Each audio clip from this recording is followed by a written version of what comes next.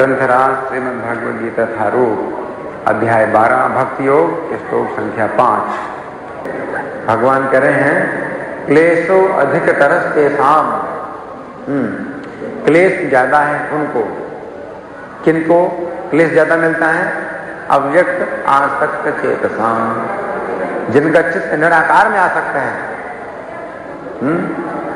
जिनका चित्त निराकार में आसक्त है उनको क्लेश ज्यादा है ना। तो भगवान बात कर रहे हैं निराकार वादियों की। जो निराकारवादी हैं, बात नहीं, तो जो निराकार में जिनका चित्त आसक्त है उनको क्लेश ज्यादा प्राप्त होता है। अव्यक्त निगतर दुखम देह बद्धरवापिते। अव्यक्त की जो गति है वो देहधारियों को बड़ी कठिनाई से प्राप्त होती है। तो भगवान तुलना कर रहे हैं साकारवादी और निराकारवादियों के बीच में। जो साकारवादी हैं वो भगवान की पूजा करते हैं, भगवान के अर्चा विग्रह की पूजा करते हैं, भगवान की भक्ति करते हैं, भगवान को नमस्कार करते हैं और कीर्तन करते हैं, प्रार्थना करते हैं भगवान से, और कई प्रकार की सेवा करते हैं। तो उनके मार्ग में बड़ी सरलता है, उनके मार्ग में बहुत सुख है, सुखपूर्वक प्राप्त करते हैं। और यहाँ पर भगवान कहते हैं दुख पूर्वक प्राप्त करते हैं। जो निराकार मानते हैं भगवान को और मंदिर में नहीं आते, मंदिर में भगवान को प्रणाम नहीं करते, तो उनको भगवान की प्राप्ति होती है लेकिन बहुत दुख उठाना पड़ता है उनको, है ना। तो हम सुनेंगे प्रभुपाद जी तात्पर्य में क्या लिखते हैं। श्रील प्रभुपाद के अध्यात्मवादियों का समूह जो परमेश्वर के अचिंत्य अव्यक्त निराकार स्वरूप के पथ का अनुसरण करता है ज्ञान योगी कहलाता है। और जो व्यक्ति भगवान की भक्ति में रत रहकर पूर्ण कृष्ण भावनामृत में रहते हैं वे भक्ति योगी कहलाते हैं। तो दो प्रकार के लोग प्रभुपाद बताते हैं। एक निराकारवादी है तो वे क्या कहते हैं, मंदिर में क्यों जाते हो? जब भगवान सब जगह है तो मंदिर में क्यों जाते हो? आप समझे? अगर मंदिर में आते भी हैं तो वे ज्ञान योगी जो है भगवान को सीमित समझ करके कि ये मंदिर में जो भगवान खड़े हैं ये तो सीमित हैं, तो जो सर्वत्र व्याप्त परमेश्वर है उससे उसकी तुलना में ये कम महत्वपूर्ण है। मंदिर में जो भगवान है उनको महत्व नहीं देते हैं और प्रणाम नहीं करते हैं, झुकते नहीं हैं भगवान के आगे, है ना। तो उनके लिए भगवान क्या कहते हैं, बहुत कष्ट है, उनको बहुत कष्ट मिलता है ना। और प्रणाम हो दुख के समनस, अगर भगवान को प्रणाम करें, नमस्कार करें, कि यही जो है अनंत ब्रह्मांडों के स्वामी हैं और यहाँ पर खड़े हैं और इतनी कृपा करी है उन्होंने कि अर्चा विग्रह के रूप में भी वो प्रकट हुए हैं मेरे सामने, उनकी बहुत कृपा है, बहुत कृपा है। इस प्रकार से जो व्यक्ति भगवान की कृपा देखता है तो उसके कष्ट दूर हो जाते हैं। लेकिन जो ज्ञान योगी हैं, जो निराकारवादी हैं, सब जगह व्याप्त है ना, तो फिर वो मूर्ति, ये तो मूर्ति है, ये जो है भगवान नहीं है, ये तो पत्थर हैं, ये तो लकड़ी हैं, लकड़ी के भी ऐसा विग्रह हैं, है ना, तो पत्थर लकड़ी मानते हैं, ये भगवान नहीं है, प्रणाम नहीं करते हैं, पूजन नहीं करते हैं। तो इस प्रकार से ये जो ज्ञान योगी हैं ये कष्ट पाते हैं, अपना कष्ट बढ़ा लेते हैं। भगवान के क्लेशो अधिक तरस, ज्यादा कष्ट अपना बढ़ाते जाते हैं, क्योंकि उनके अंदर प्रार्थना करने की भी भावना नहीं होती है कि अपने को छोटा माने भगवान के सामने, और अपने अपराधों के लिए भगवान से क्षमा याचना करें, ये भी भावना नहीं होती उनकी, इसलिए कष्ट ज्यादा मिलता है। लेकिन जो भक्त हैं उनके अंदर दीनता होती है, ईश्वरस्याभिमान द्वेषित्वा दैन्य प्रियत्वाचा, दीनता होती है भक्त के अंदर, इसलिए उसके कष्ट मिट जाते हैं। जब भक्त ये स्वीकार कर लेता है कि भगवान जो है इतने दयालु हैं कि मेरे अपराधों को क्षमा करेंगे। अगर मैं भगवान से प्रार्थना करूंगा तो मेरे पापों को मिटाएंगे, मेरे अपराधों को क्षमा करेंगे, तो उसका रास्ता बड़ा सरल हो जाता है, उसके दुख मिट जाते हैं। लेकिन जो ज्ञानी है, निराकार है, निर्गुण है, तो उसमें वो ये गुण ही नहीं स्वीकार करता है कि भगवान जो है भक्त वत्सल हैं और दीन दयाल हैं, दीन पर दया करने वाले हैं। तो ना तो वो दीन बनना चाहता है और ना भगवान को दीनों पर दया करने वाला स्वीकार करता है। तो क्या होगा? कष्ट बढ़ेगा, है कि नहीं? वो निर्गुण मानता है कि भगवान में कोई गुण ही नहीं है, जबकि भगवान में दिव्य गुण है, दीनों पर दया करने वाले। अगर भगवान दीन पर दया करने वाले हैं और आप दीन हैं तो फिर क्या कष्ट? फिर तो कोई कष्ट ही नहीं है। तो भगवान जो है ना स्पष्ट कहते हैं 18वें अध्याय में भगवान कहते हैं मच्चित्ता सर्व दुर्गाणी मत प्रसादा तरी सची। अगर मुझ में चित्त लगाओगे, कृष्ण में अगर चित्त लगाओगे तो कृष्ण में चित्त लगा, निराकार नहीं, कृष्ण में चित्त लगाओ।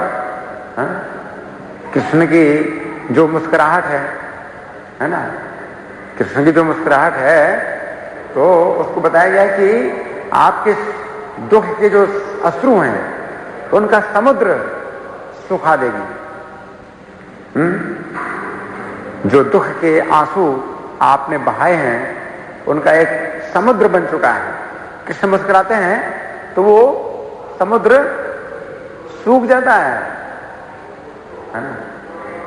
लेकिन ये निराकारवादी इतने अभागे हैं कि कृष्ण की मुस्कुराहट का सुख नहीं लेना चाहते। कृष्ण के जो है जो रूप, कृष्ण का जो गुण है, कृष्ण के गुण है, वो स्वीकार नहीं करते। वो क्या कहते हैं? कोई रूप नहीं है, कोई गुण नहीं है, तो अपने कष्ट और बढ़ाओ। इस प्रकार से अपनी मूर्खता से अपने कष्ट और बढ़ाते हैं। तो ज्ञान योगी कहलाते हैं, लेकिन वास्तव में उनका ज्ञान अधूरा है। वो समझते हैं कि भगवान अगर जो है निराकार हैं और सर्वत्र व्याप्त हैं तो एक स्थान में सीमित नहीं हो सकते। लेकिन क्यों नहीं हो सकते भगवान एक स्थान में सीमित? अगर भगवान सर्वगुण संपन्न है, अगर भगवान जो है सर्वगुण संपन्न है तो फिर जो है ना वो एक स्थान में सीमित भी क्यों नहीं हो सकते? असीमित होते हैं ना।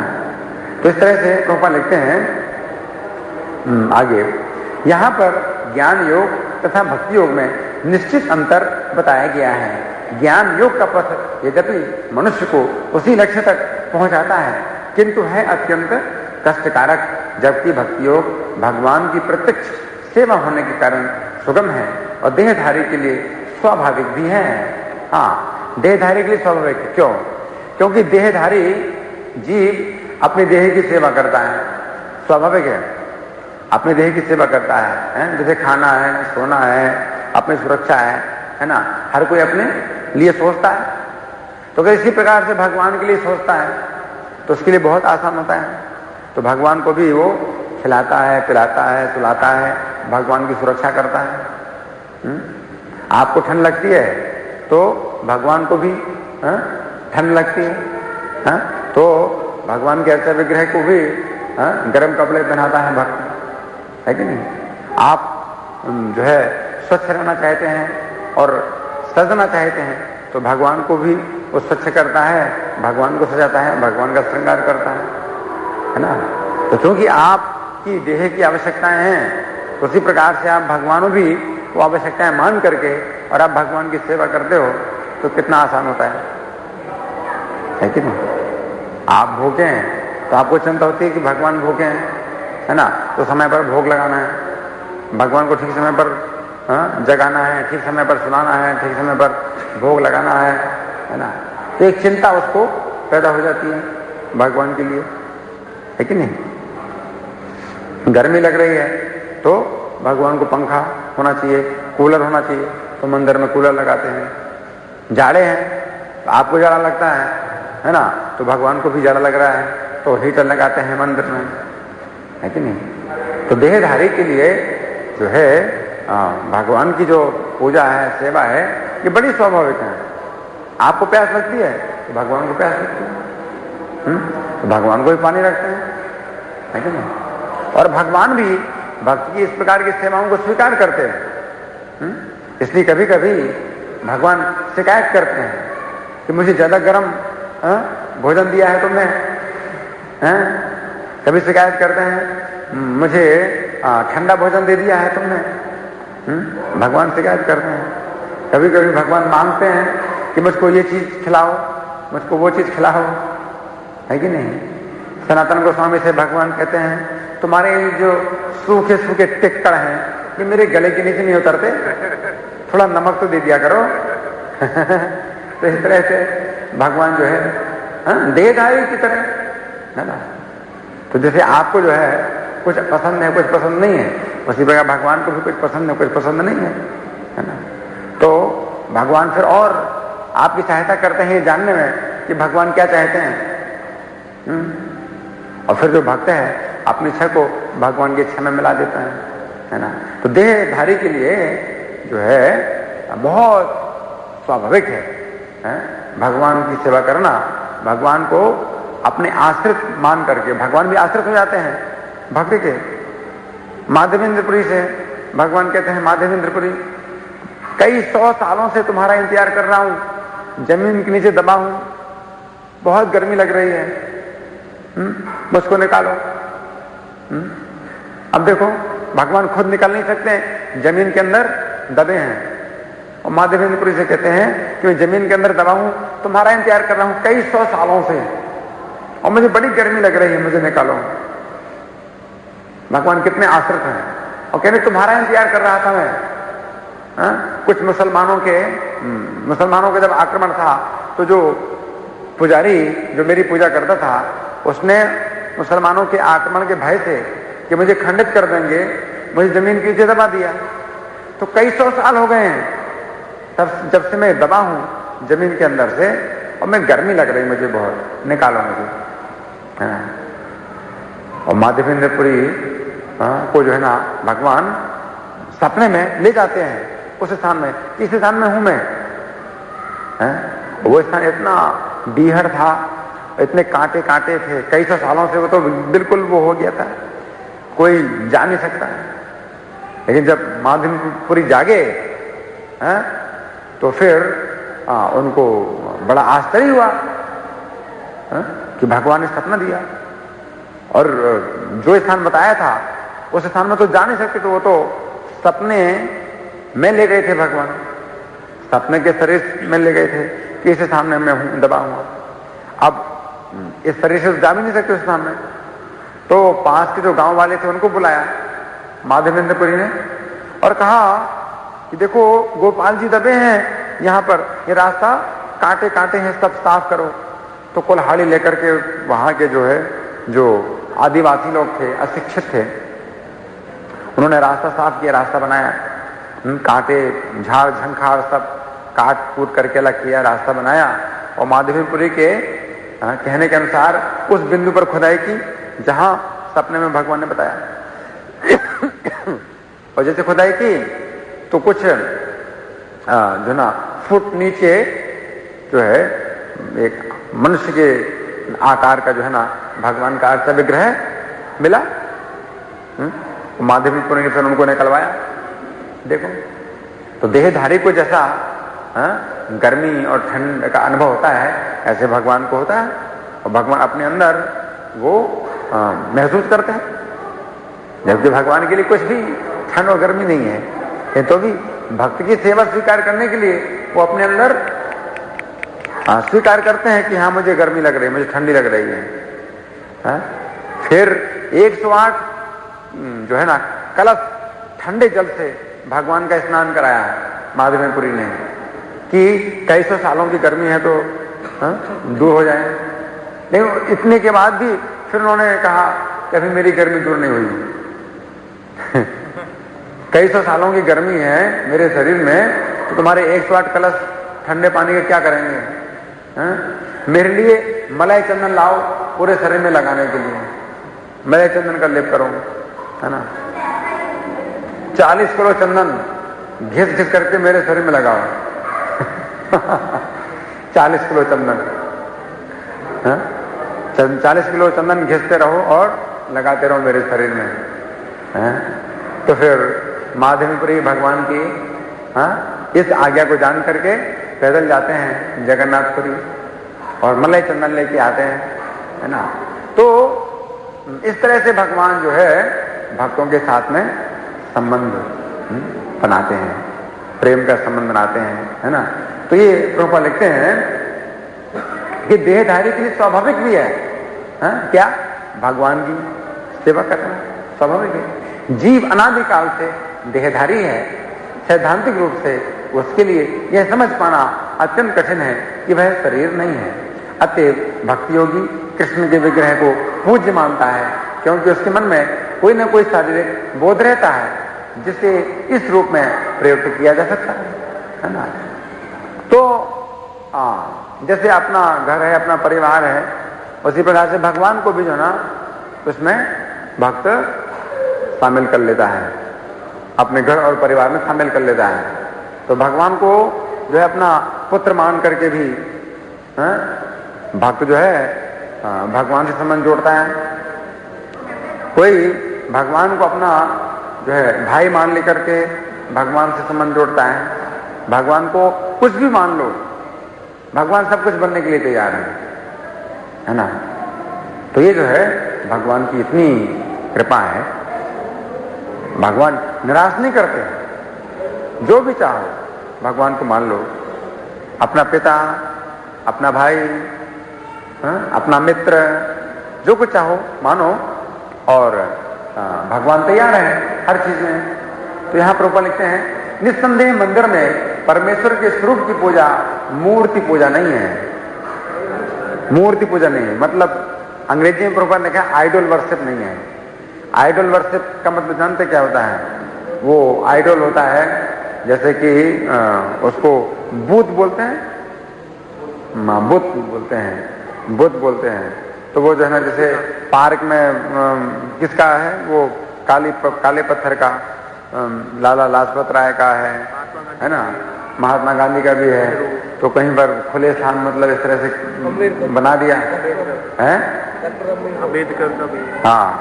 तो उनका घर बना दिया, तो साल में एक बार जो है ना उनकी धुलाई वुलाई कर देते हैं, और फिर साल भर जो है उनके सिर में कबूतर बैठ के बीट करते हैं, है ना। तो इस प्रकार की नहीं है ये मूर्ति पूजा है। ये मूर्ति पूजा इस प्रकार की नहीं है, बल्कि क्या बोलते हैं? अर्चा, श्री विग्रह आराधना। श्री विग्रह आराधना, भगवान के श्री विग्रह की आराधना, भगवान की ये जो है ना अर्चा के रूप में भगवान का अवतार है, साक्षात भगवान है, प्रकट हुए हैं अर्चा विग्रह के रूप में। आगे प्रभुपाद लिखते हैं वैदिक साहित्य में साक्ष्य मिलता है कि पूजा सगुण तथा निर्गुण हो सकती है। मंदिर में विग्रह पूजा सगुण पूजा है, क्योंकि भगवान को भौतिक गुणों के द्वारा प्रदर्शित किया जाता है। लेकिन भगवान के स्वरूप को चाहे पत्थर, लकड़ी या तैल चित्र जैसे भौतिक गुणों द्वारा क्यों ना अभिव्यक्त किया जाए, वह वास्तव में भौतिक नहीं होता। परमेश्वर की यही परम प्रकृति है। तो प्रभुपाद क्या लिखते हैं कि चित्र के रूप में भी अगर भगवान की पूजा करें तो भी वो भौतिक नहीं है, क्योंकि भगवान जो है भक्त की पूजा स्वीकार करने के लिए प्रकट हो जाते हैं, चित्र में भी प्रकट हो जाते हैं। अगर आप किसी ऐसे स्थान में हैं जहां भगवान का अर्चा विग्रह नहीं है, तो आप जो है ना भोग लगा सकते हो, चित्र में भी भोग लगा सकते हो और कृष्ण स्वीकार कर लेते हैं, है ना। चित्र में भी भगवान भोग स्वीकार कर लेते हैं। आगे यहां पर एक मोटा उदाहरण दिया जा सकता है। अब ध्यान से सुनिए प्रभुपाद क्या लिखते हैं। एक मोटा उदाहरण दिया जा सकता है। सड़कों के किनारे पत्र पेटिकाएं होती हैं, जिनमें यदि हम अपने पत्र डाल दें तो वे बिना किसी कठिनाई के अपने गंतव्य स्थान पर पहुंच जाते हैं।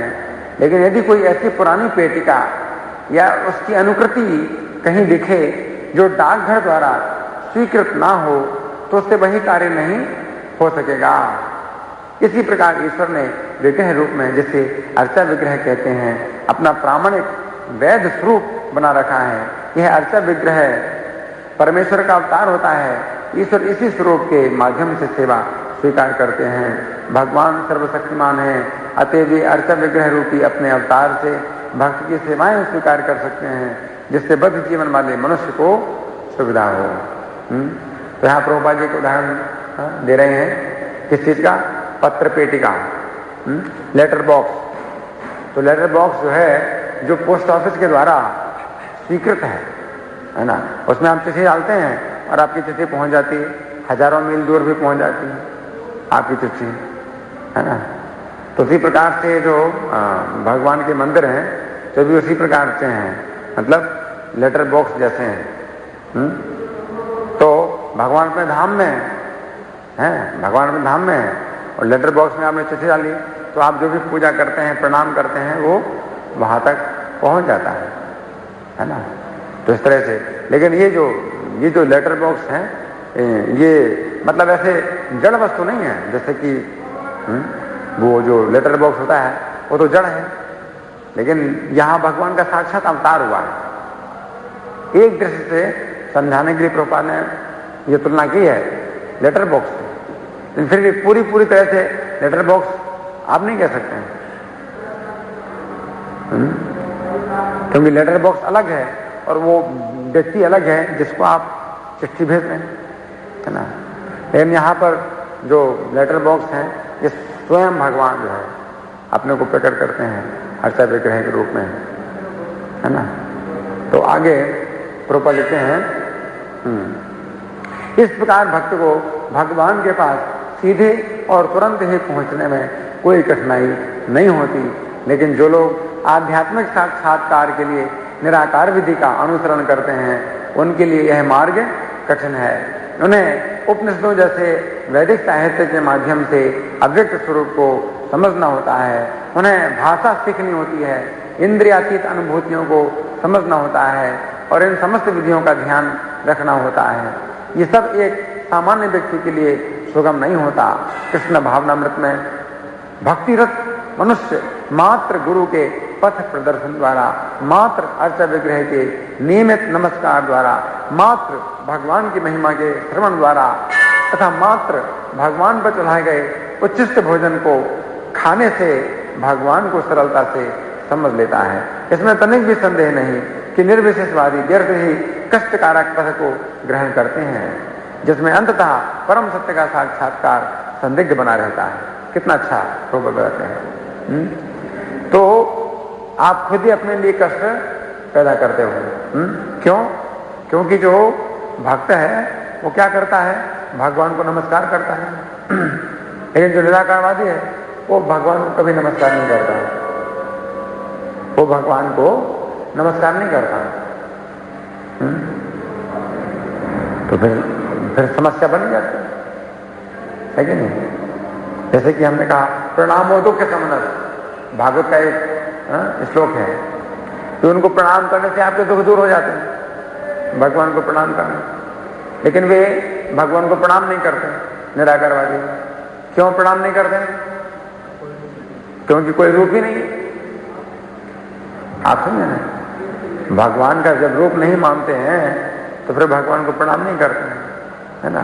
और यहां भगवान की महिमा का श्रवण करता है भक्त। भगवान की महिमा अनंत है, जितनी श्रवण करो कभी समाप्त नहीं होती भगवान की महिमा, है ना।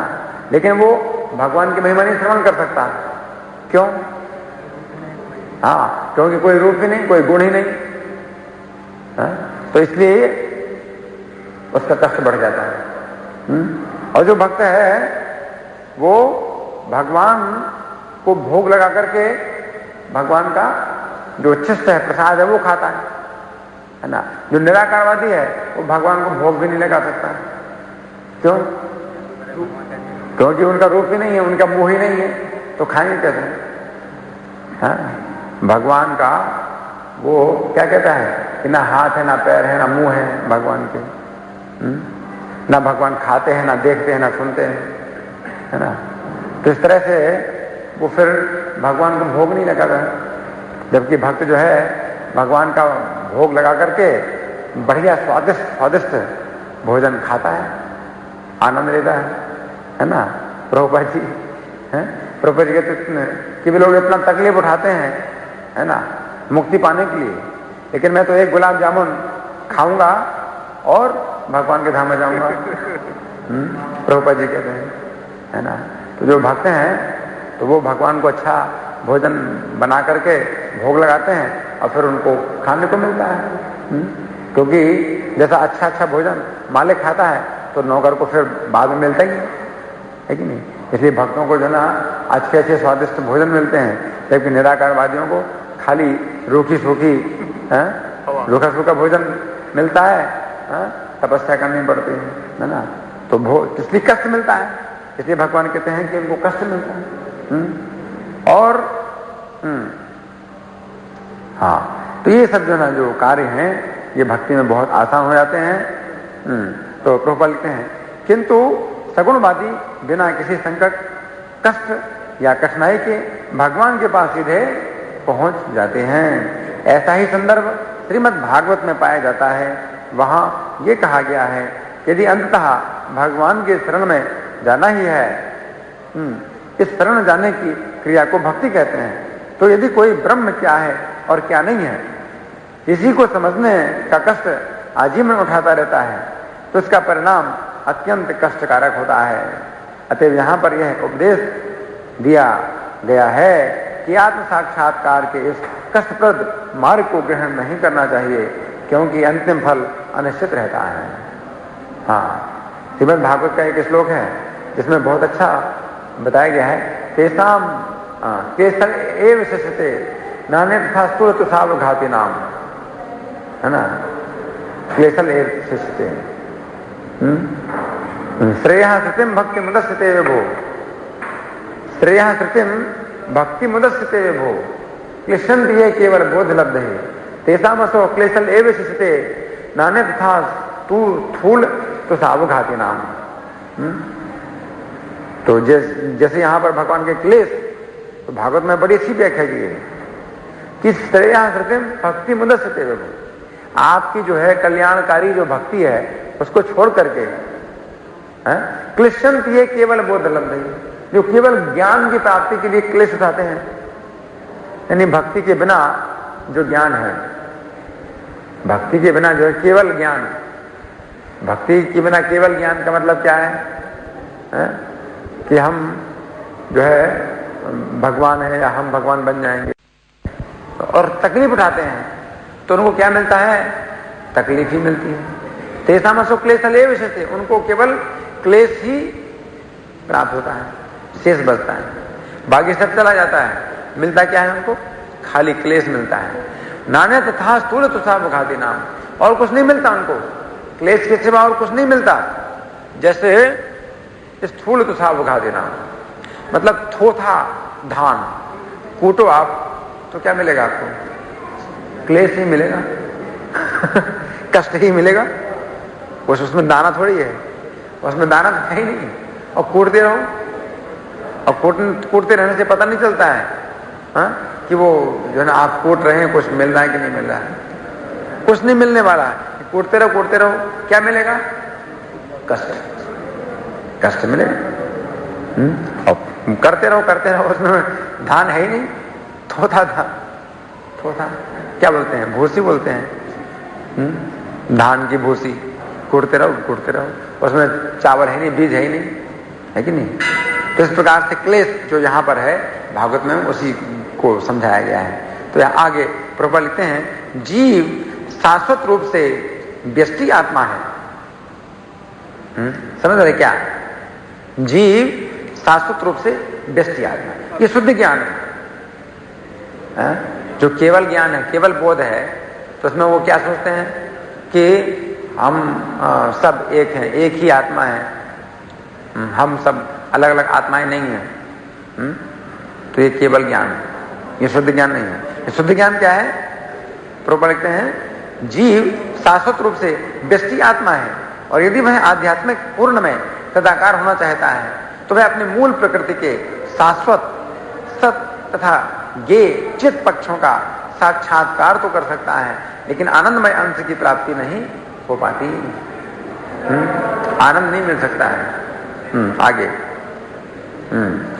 हाँ, ऐसा अध्यात्मवादी जो ज्ञान योग में अत्यंत विद्वान होता है, किसी भक्त के अनुग्रह से भक्ति योग को प्राप्त होता है, उस समय निराकारवाद का दीर्घ अभ्यास कष्ट का कारण बन जाता है, क्योंकि वह उस विचार को त्याग नहीं पाता। हाँ,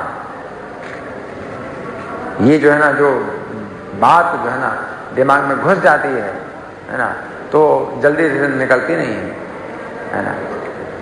इसलिए कहा है चैतन्य महाप्रभु ने, मायावादी भाष्य सुन ले भय सर्वनाश। सर्वनाश जो मायावादी भाष्य है सुनता है तो सर्वनाश हो जाता है। तो दिमाग में जो है ना एक विचार जो बैठ जाता है तो वो आसानी से निकलता नहीं, लेकिन काफी समय लगता है दिमाग से निकलने में। तो आगे प्रबल के हैं, अतएव देहधारी जीव अभ्यास के समय या साक्षात्कार के समय अव्यक्त की प्राप्ति में सदैव कठिनाई में पड़ जाता है। प्रत्येक जीव अंततः स्वतंत्र है और उसे ये अच्छी तरह समझ लेना चाहिए कि यह अव्यक्त अनुभूति उसकी आध्यात्मिक आनंदमय आत्मा की प्रकृति के विरुद्ध है। मनुष्य को चाहिए किस विधि को ना अपनाए। देहधारी, हम शाश्वत रूप से देहधारी हैं। प्रत्येक जीव का अपना आध्यात्मिक देह है, आध्यात्मिक शरीर है हर व्यक्ति का। वो आध्यात्मिक शरीर आप नहीं जानते हैं कि आपका क्या है, लेकिन वास्तव में आपको उसे जानना है। भगवान की लीला में प्रत्येक जीव का अपना एक शरीर है जिसे स्वरूप कहते हैं, और वो सच्चित आनंद विग्रह है, वो है सच्चित आनंद है वो शरीर। और वो भगवान की सेवा के लिए होता है ना, तो वो आपको जानना है। तो प्रभुपाद इसलिए लिखते हैं कि जो अव्यक्त की प्राप्ति है ये अपनी आत्मा की प्रकृति नहीं है वास्तव में, इसलिए इस विधि को नहीं अपनाना चाहिए। प्रत्येक जीव के लिए कृष्ण चेतना की विधि श्रेष्ठ मार्ग है, जिसमें भक्ति में पूरी तरह व्यस्त रहना होता है। 24 घंटे कृष्ण की सेवा। यदि कोई भक्ति की उपेक्षा करना चाहता है तो नास्तिक होने का संकट रहता है। अगर भक्ति की उपेक्षा की आपने, है ना, तो फिर आगे चल करके नास्तिक होने का संकट रहता है। नास्तिक मतलब ना अस्ति, नास्तिक का मतलब ना अस्ति, मतलब नहीं है भगवान। जो निराकारवादी हैं वो एक प्रकार से नास्तिक बन जाते हैं। वो कहते हैं निराकार निराकार, है ना, कि उनका आकार नहीं है, आकार नहीं है। और फिर आगे चल करके उनके दिमाग में निराकार भी खत्म हो जाता है, निराकार फिर हो जाता है शून्य, शून्यवादी। अब शून्य का मतलब क्या है? नास्तिक। भगवान को निराकार बोलते बोलते फिर वो क्या बोल देते हैं? निराकार है, इसका मतलब नहीं है, नास्ति नहीं है, शून्यवादी, निर्विशेषवादी, शून्यवादी, निराकारवादी, एक प्रकार से फिर नास्तिक ही होते हैं, है ना। वो भगवान के रूप से फिर द्वेष करने लगते हैं, भगवान के गुणों से, भगवान की लीलाओं से भी द्वेष करने लगते हैं। तो संकट, नास्तिक होने का संकट रहता है। अतएव अव्यक्त विषयक एकाग्रता की विधि को, जो इंद्रियों की पहुंच के परे है, जैसा कि इस श्लोक में पहले कहा जा चुका है, इस युग में प्रोत्साहन नहीं मिलना चाहिए। भगवान कृष्ण ने इसका उपदेश नहीं दिया, है ना। तो मंदिर में जो है, जो भगवान की पूजा है और भगवान का गुणगान है, तो उसको प्रोत्साहन मिलना चाहिए, है ना। तो ये जो है ना आज के श्लोक में प्रभुपाद समझा रहे हैं, और बहुत ही महत्वपूर्ण ये श्लोक है। आगे चल करके फिर भगवान कहेंगे, आगे चल करके भगवान कहेंगे, ये तो सर्वाणि कर्माणि मयि सन्न्यस्य मत्पराः। जो मेरे परायण है, सब कर्मों को मुझे अर्पित कर दें। अनन्य नेव योगिन माम ध्यान उपासते, अनन्य योग से मेरा ध्यान करते हैं, मेरी उपासना करते हैं। तेसाम अहम समुद्धरता मृत्यु संसार सागरा, उनका मृत्यु संसार सागर से उद्धार करने वाला मैं, भवामी न चिराता, देर नहीं करता हूं, जल्दी ही उसका उद्धार करता हूं, है ना। तो कितनी आसानी है जब भगवान इस समुद्र मृत्यु संसार समुद्र से आपका उद्धार करते हैं, तो कहां कठिनाई है? लेकिन अगर आप जो है अपने आप इस समुद्र को, मृत्यु संसार समुद्र को अगर पार करना चाहते हो, तो कितनी कठिनाई होती है, नहीं? तो बिल्कुल सरल है, इस संसार समुद्र को पार करना बिल्कुल सरल है, क्योंकि संसार समुद्र ये क्या बन जाता है, जो कृष्ण के चरणों की शरण लेता है, तो संसार समुद्र क्या बन जाता है? हाँ, बत्त पद, है ना, समासता ये पद पल्लव प्लवम महत्पदम पुण्यसो मुरारे भवाम मुधिर्वत्स पदम परम पदम पदम पदम यद विपदाम न तेसाम, है ना। तो जिन्होंने भगवान के चरण कमलों की शरण ली है, उनके लिए ये भव सागर, मृत्यु सागर जो है, ये क्या हो जाता है? बछड़े के खोर के बने छोटे से गड्ढे के समान हो जाता है। बछड़ा जब अपना पैर रखता है तो छोटा सा गड्ढा बन जाता है, उस गड्ढे में जो है ना, जो पानी होता है, उसमें कहाँ आपको संकट है, उसको पार करने में आपको क्या दिक्कत है कि नहीं? कुछ कोई कष्ट ही नहीं, है ना। तो वो समुद्र जो है, जिसकी ना तो गहराई का पता है और ना लंबाई चौड़ाई नापी जाती है, वो समुद्र जो है ना, क्या बन जाता है? बछड़े के खुर का बना हुआ गड्ढा, कितना छोटा तो कितना सरल, है ना। तो ये संसार समुद्र सूख जाता है ना, उनके चरणों की शरण लेने से, तो कठिनाई दूर हो जाती है। तो जो निराकारवादी है, अपने प्रयास से मृत्यु संसार सागर को पार करता है और बहुत कष्ट तकलीफ उठाता है, बहुत तकलीफ उठाता है ना। इसलिए भगवान ने 18वें अध्याय में कहा है, मत चित्ता सर्व दुर्गानी मत प्रसादा करे शशि, है ना। अब चित्तम अहंकार न श्रोषति विरंचसी, अहंकार मेरी कृपा से, मुझ में चित्त लगा करके, मेरी प्रसन्नता से तुम सब कठिनाइयों से पार हो जाओगे, सब कठिनाइयों से पार कर हो जाओगे। अगर अहंकार के कारण नहीं सुनोगे मेरी बात, तो नष्ट हो जाओगे, है ना। तो फिर अगर गोते खाना है इस संसार सागर में, तो आपकी मर्जी, गोते खाओ। लेकिन अगर भगवान की शरण ले लो, तो सबसे बड़ी कठिनाई क्या है? अहंकार है। वास्तव में जितने भी क्लेश हैं, उनका कारण क्या है? अहंकार है। अहंकार के कारण हम भगवान की शरण नहीं लेते हैं, क्योंकि अगर हम भगवान की शरण लेंगे तो हम छोटे हो जाएंगे, हमारा सम्मान घट जाएगा, है ना। इसलिए जो मूर्ख लोग हैं वो क्या कहते हैं कि कठिनाइयों का सामना करना चाहिए, है? और भक्तों को क्या कहते हैं? ये भगोड़े हैं, ये भगोड़ापन है, तुम संसार से डर करके और मंदिर में भगवान का भजन करते हो, ये तो भगोड़ापन है?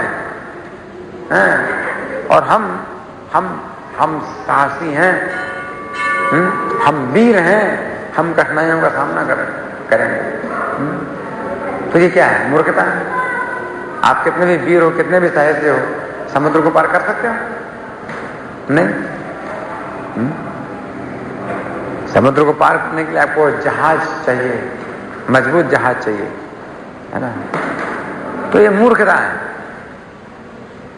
जो कि इस तरह से अहंकार, इसको अहंकार भगवान कहते हैं, अहंकार। तो अहंकार के कारण नहीं श्रवण करते हैं। अरे चित्तम अहंकारान श्रोषसि विनश्यसि, नहीं श्रवण करते। कृष्ण कथा को श्रवण करने में भी आपको अहंकार छोड़ना पड़ता है, आपको स्वीकार करना पड़ता है कि आप मूर्ख हैं, तभी तो आप बैठे हैं। अगर आप सोचते हो कि नहीं नहीं मैं इतना जानता हूं, मैं इतना पढ़ा लिखा हूं, मैं इतना पुराना भक्त हूं, मैं यहां क्यों बैठा हूं कथा सुनने के लिए, है ना, तो आप नहीं सुनते। तो भगवान के अहंकारान न श्रोषसि, अहंकार के कारण नहीं श्रवण करोगे तो क्या हो जाओगे? विनश्यसि, विनश्यसि, नष्ट हो जाओगे। तो इसलिए नष्ट होते हैं लोग, भक्तों का संग नहीं करते, है ना, भगवान की शरण नहीं लेते, है ना। तो जो भक्त हैं वो प्रार्थना करते हैं भगवान से कि मेरा कष्ट दूर करो। द्रौपदी ने प्रार्थना की भगवान से, मेरा कष्ट दूर करो। तो कृष्ण ने द्रौपदी का क्लेश मिटाया, है ना। भक्त लोग प्रार्थना करते हैं, प्रणत क्लेश नाशाय गोविंदाय नमो नमः। प्रणत क्लेश नाशाय, जो प्रणत है, जो भगवान को नमस्कार करता है, शरणागत है, उसका क्लेश नष्ट कर देते हैं भगवान। तो बस प्रणत पाल, भगवान को कहते हैं प्रणत पाल। जो प्रणत है, उनके शरणागत है, उनका पालन करते हैं भगवान। तो फिर कहां कष्ट है?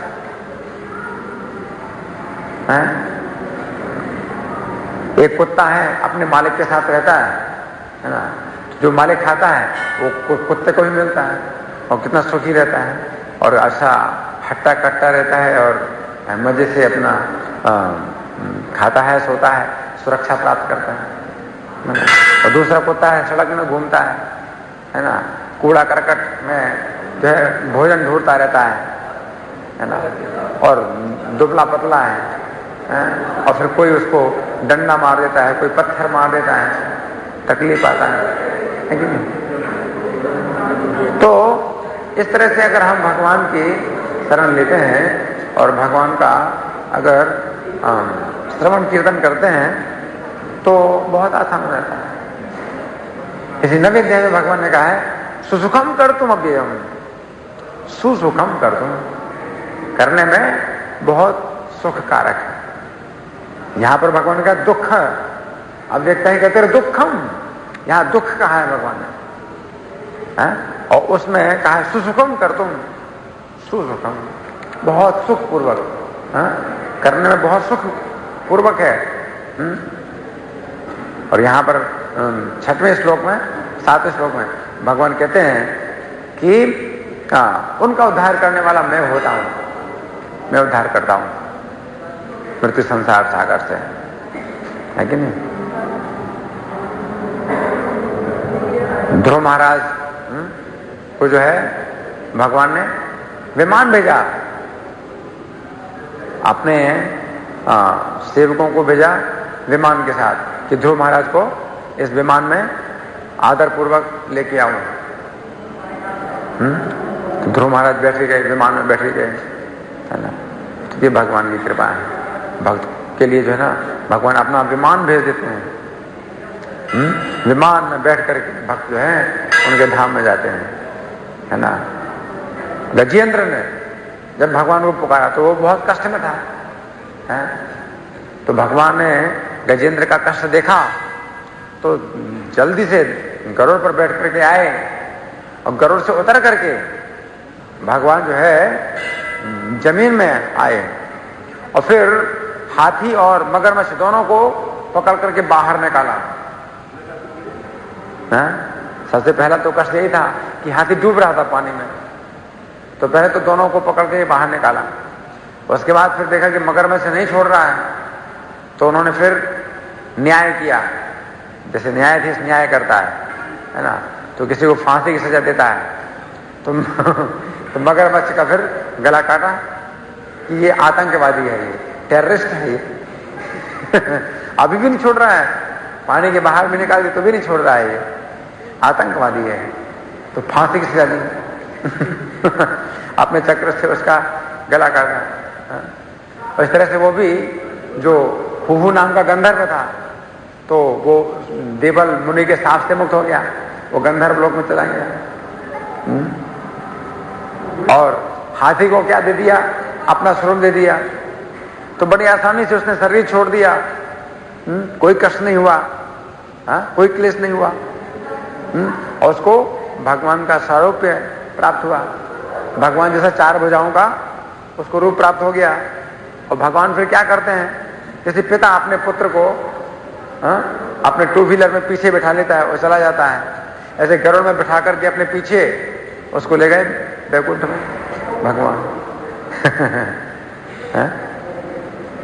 जैसे पिता अपने पुत्र को वो देखता है, उसका पुत्र का जो है कहीं मान लो दुर्घटना हो गई सड़क में, और जब पिता को पता चलती है तो अपने 2 व्हीलर में आकर के अपने पुत्र को जो ना दुर्घटना स्थल से उठा करके और बिठा करके और ले जाता है अपने घर। जैसे भगवान जो है ना गजेंद्र को जो है ना ले गए अपने साथ, तो भगवान के पीछे भगवान के साथ गरुड़ में बैठ करके और गजेंद्र चले गए भगवान के धाम में। कितनी आसानी से, है कि नहीं? तो इतना आसान जो है अगर आप मान लो भगवान को कि वो दीन वत्सल हैं, दीनों पर दया करने वाले हैं, और आप जो है विनम्र हो जाओ, अभिमान छोड़ दो, दीनता अगर स्वीकार कर लो, है ना, तो जो भक्त हैं वो अपने को बहुत दीन मान करके और भगवान से प्रार्थना करते हैं, क्योंकि भगवान को विनम्रता प्रिय है। चैतन्य महाप्रभु ने क्या कहा है? प्रणादपि स्वामी चैन तरोरपि सहिष्णुना। अपने को तिनके से भी ज्यादा नीचे मानो अगर आप अपने कष्टों को दूर करना चाहते हो। और यही समस्या निराकारवादी के अंदर, यही समस्या है। वो यही सोचता है, भगवान को साकार मानने में उसको दिक्कत यही होती है। जो निराकारवादी है वो भगवान को साकार मानने में उसको दिक्कत यही होती है कि अगर मैं भगवान को साकार मानूंगा तो फिर वो प्रणाम ही करता रहूंगा, नमस्कार करता रहूंगा, मैं बेवकूफ की तरह जो है उनके चरणों में अपनी नाक रगड़ता रहूंगा। तो ये ठीक नहीं लगता। अभिमान के कारण, अभिमान जो है ना इतना जो है ना कष्ट देने वाला है। कष्ट का कारण अभिमान ही है, इसलिए वो निराकार में आसक्त होता है। वो अगर हम निराकार मानते हैं, कोई रूप ही नहीं है, तो फिर ना तो प्रणाम करने की जरूरत है, ना प्रार्थना करने की जरूरत है, गिड़गिड़ाने की फिर जरूरत ही नहीं है। तो फिर हम महान बन जाएंगे। हम ग्रेट, आई एम ग्रेट, है कि नहीं? तो ये समस्या है कि आप महान बनना चाहते हैं, लेकिन वैकुंठ में जो है इतना जो है शुद्ध वातावरण है वैकुंठ में कि किसी के अंदर अभिमान नहीं है। भगवान भी जो है भक्तों के जो है बस में होते हैं। भगवान भी अपने ऐश्वर्य को भूल जाते हैं, भक्तों के साथ व्यवहार करते हैं भगवान, है ना। तो वे भी अपने ऐश्वर्य में आसक्त नहीं है। भगवान में इतना जो ना गुण है, इतनी विनम्रता है कि वे जो है भक्तों के साथ में पिता के जैसा और भक्तों के साथ पुत्र जैसा भी व्यवहार करते हैं, पुत्र बन जाते हैं, मित्र बन जाते हैं। इतना भगवान का जो है ना गुण है।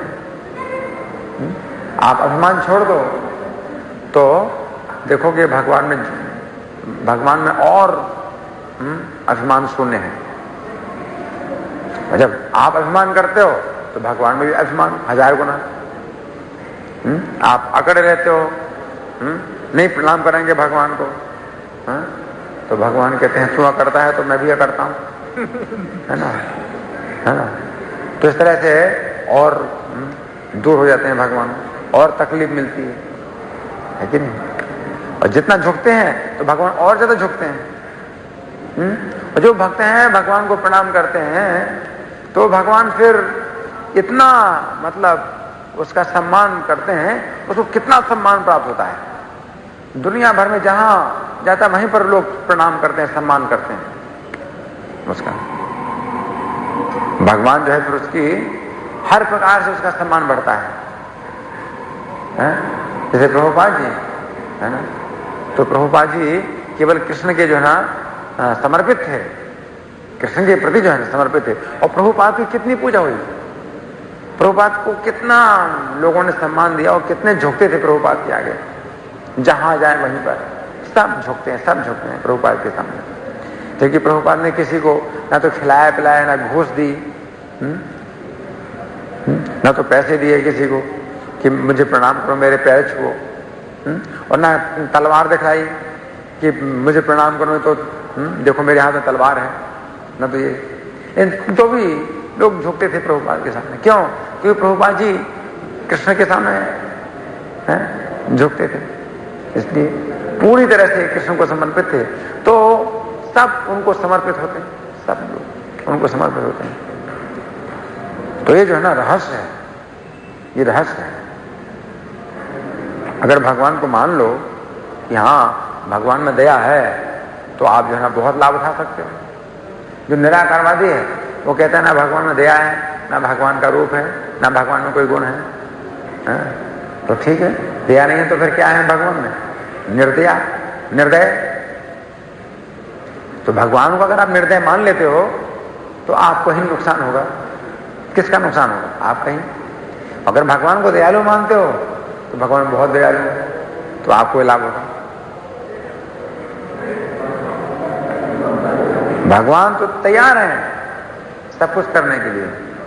अगर आप भगवान की दया देखना चाहते हो तो इतनी दया देखोगे कि अंत ही नहीं मिलेगा भगवान की दया। भगवान में दया नहीं देखना चाहते हो तो दया नहीं मिलेगी आपको, बिल्कुल दया नहीं मिलेगी। भगवान को समझते हो कि कठोर हृदय है भगवान, शून्य है, शून्य हृदय है भगवान, तो पत्थर की तरह कठोर है, बिल्कुल कोई दया नहीं। तो ये समस्या है। जो निराकारवादी हैं वो स्वयं जो है ना भगवान को जो है निर्दयी मान लेते हैं, तो फिर तकलीफ पाते हैं। जो भक्त है वो क्या देखता है भगवान के अंदर? दया, है ना। और वो अपने को जो ना क्या कहता है, हरे मत समो पातकी नास्ति भूमो तथा तो समूनास्ति पापा पे हारी इति तुम चमत्वा जगन्नाथ है देवो यथेच्छा भवेत्ते तथा माम कुरुत्वम।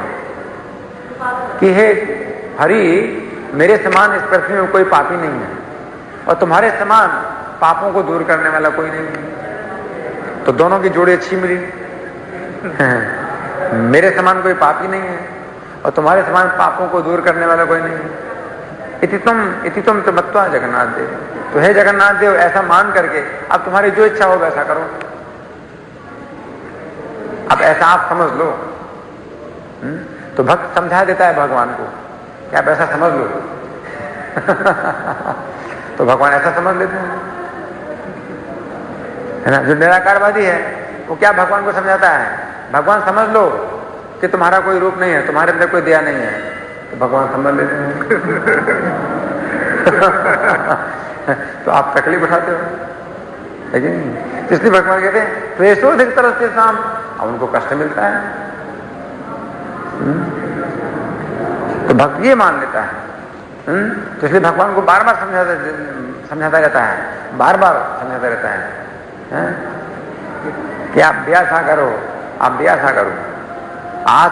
आज की तारीख में जो प्रभुपाद ने जो लिखा है ना, पत्र लिखा है, उसमें क्या है प्रभुपाद के समय भी दुख है सोचना कि और भी बहुत आने थे। हाँ, भक्त जो है ना जब ये सोचता है कि मुझे जो दुख मिला है तो ये भगवान की कृपा से कम मिला है, मुझे तो और ज्यादा मिलना चाहिए, ये विनम्रता अगर आ जाए आपके अंदर तो आप देखो कि भगवान की कृपा और आपको मिलेगी।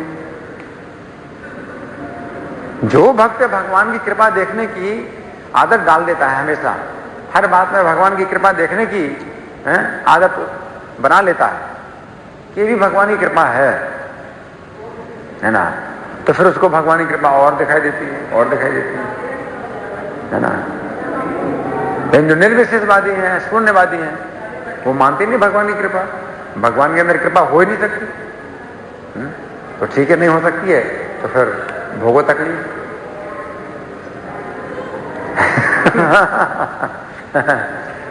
दुर्योधन था, वो भगवान को दुष्ट मानता था, तो भगवान ने दुष्टता दिखलाई उसको।